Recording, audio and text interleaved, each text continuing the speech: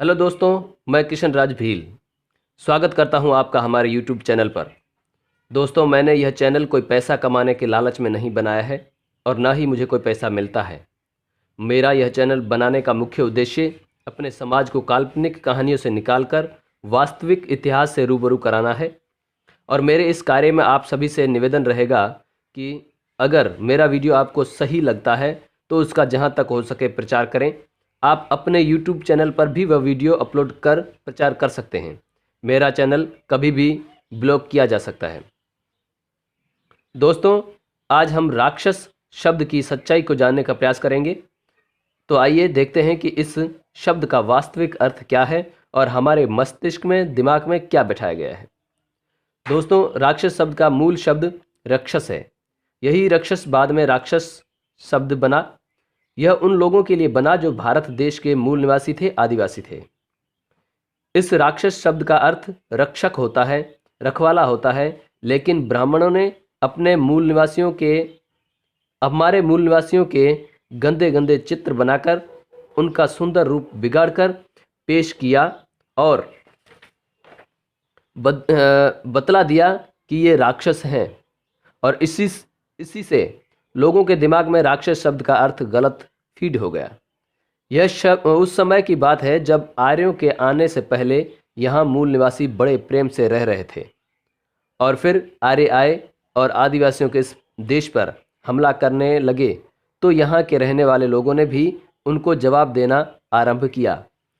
जब युद्ध में आर्य लोग मूल निवासियों से जीत नहीं सकते थे तो वे छल कपट का सहारा लेते, तो कभी औरतों को आगे करके धोखे से आदिवासियों की हत्या करते। इस प्रकार दो वर्ग बने, एक वह वर्ग जो यहाँ का मूल निवासी था और दूसरा वर्ग जो बाहर से आए आर्य लोग।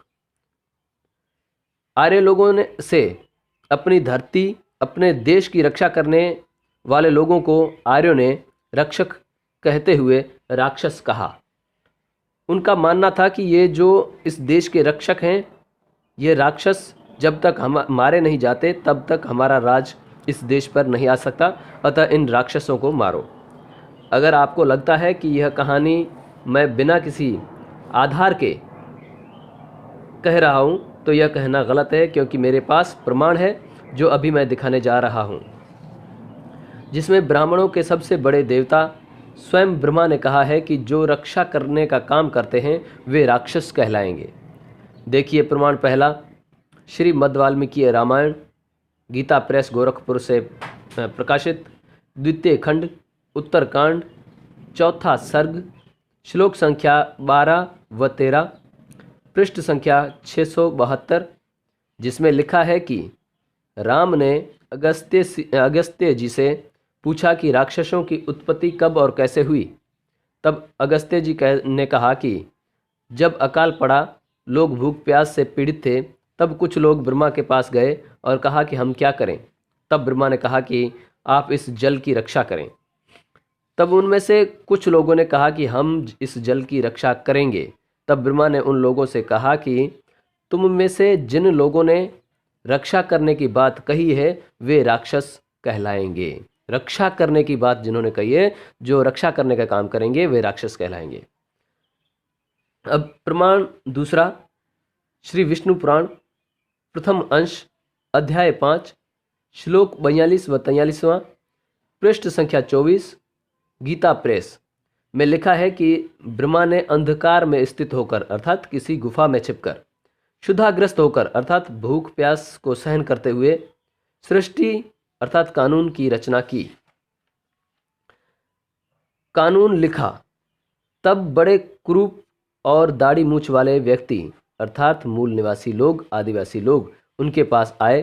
वे ब्रह्मा जी की ओर उन्हें भक्षण करने के लिए दौड़े अर्थात मारने के लिए आए। उनमें से जिन्होंने कहा कि ऐसा मत करो, इनकी रक्षा करो, वे राक्षस कहलाए।